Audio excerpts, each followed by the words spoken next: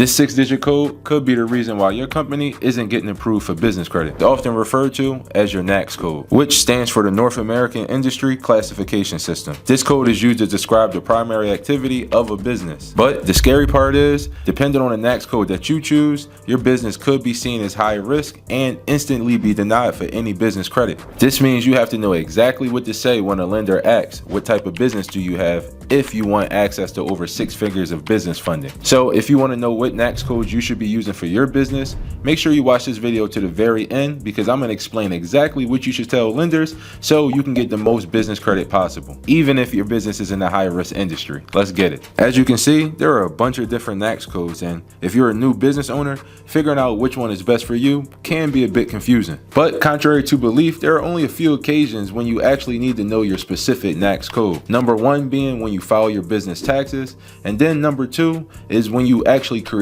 your business. Some states like New Jersey will ask you for your specific NAICS code when you do your formation process. Now, this may sound crazy, but most of the time when you're going for business credit, lenders aren't actually asking you what your specific NAICS code is.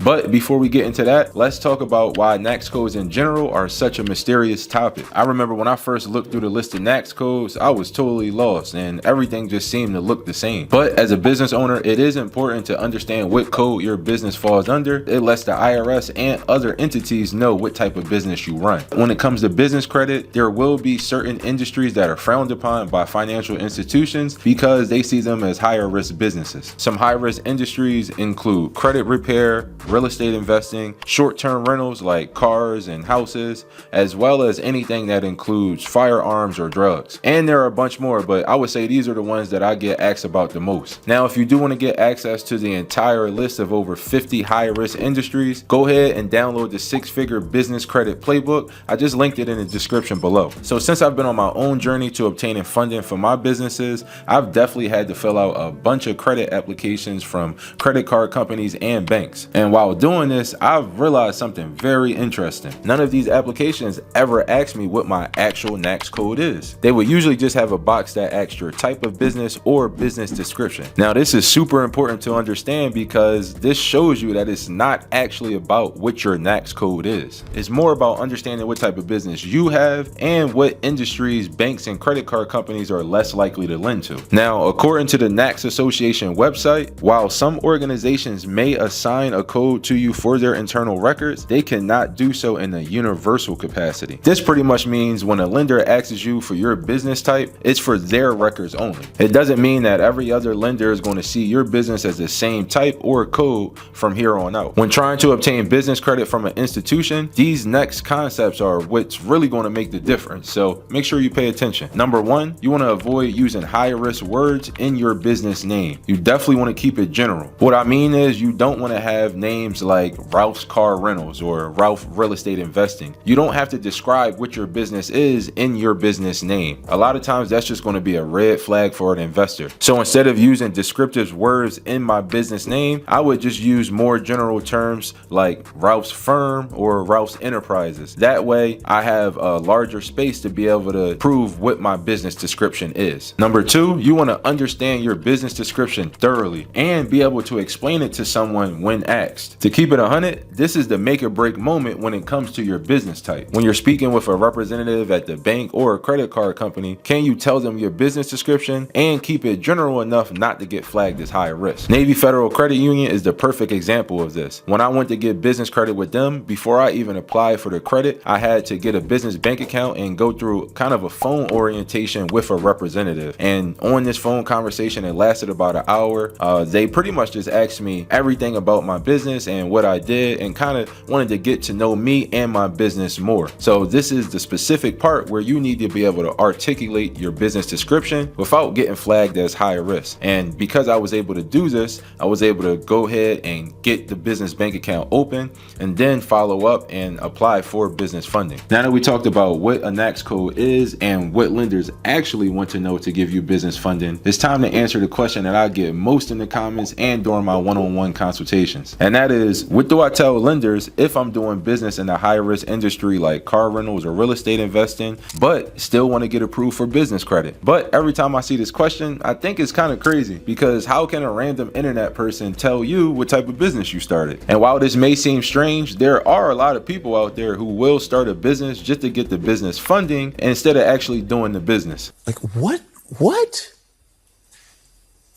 But you don't have to lie to banks about your business type just to get business funding, bag chaser. It's definitely not the move, and it could get you caught up further down the line. You should already have a clear understanding of your business and the industry that it operates in before you even form it. This allows you to create a strategy and plan for the hurdles instead of having to backtrack every time you run into an obstacle you could have avoided. But if you're like many other people and have fell victim to this misinformation and may have already started a business that's in a high risk industry, make sure you pay attention closely, because I'm about to give you 5 tips that'll give you a better chance at getting business funding without having to lie to financial institutions. The first tip is to change the name of your LLC. So as I described, if your name has descriptive words that tell exactly what you do in a high risk industry, you definitely want to get rid of that, and you can do so by making an amendment with your Secretary of State to change the name of your LLC to something much more general like we discussed before. This will give you a lot better chance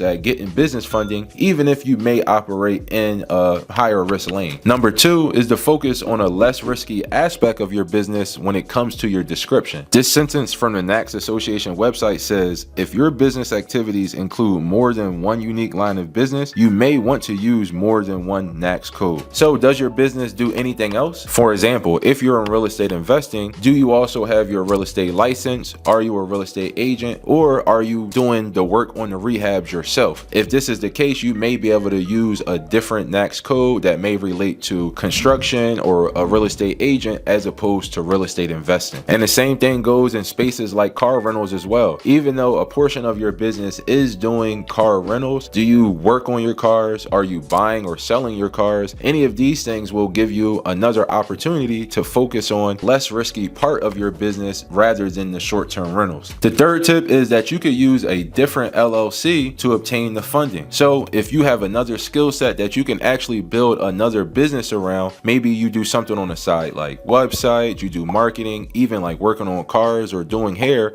there are a bunch of other side hustles out there that you could build the LLC around, get the funding for that, and then still use that funding for other businesses. The fourth tip is you could just start a brand new LLC in its entirety. Because you watched this video and you already have all this information, you know exactly what to do to avoid high risk industry. So pretty much starting a new LLC with the end in mind still gives you an advantage to go ahead and get more business funding. The fifth tip may be a hard pill for some to swallow, but it's reality. And that is, you should avoid businesses that are high risk if you don't have any money and need funding to start them. Honestly, this is where a lot of new entrepreneurs crash out and just wind up going into even more debt and putting themselves in a worse position. Even when it comes to businesses that are simple to start, like having a Turo business or Airbnb, there are still things that you need to acquire to run the business efficiently. When it comes to car sharing, you need the car, you need to get things like the GPS tracker, and even in the Airbnb, you got to get the furniture, you actually have to get the place to rent out. So in this case, your first priority should actually be understanding the mindset that you need to be a business owner and start saving your money first, so that you can have a little bit of skin in the game and be able to get some of the resources first without entirely relying on business funding. And that way, when the business funding comes, you already know exactly what to do with it, and all it's going to do is just take your already existing business to the next level. But with that being said, by now, I hope that you realize that no matter where you are in your business credit journey, there is always options for you to maximize your funding potential just by understanding business descriptions and knowing what high risk industries are. And now that you know exactly what to do when it comes to your business type, you can use these strategies to unlock opportunities that'll change your financial life forever. So make sure you watch this next video where I explain the formula I use to do exactly that.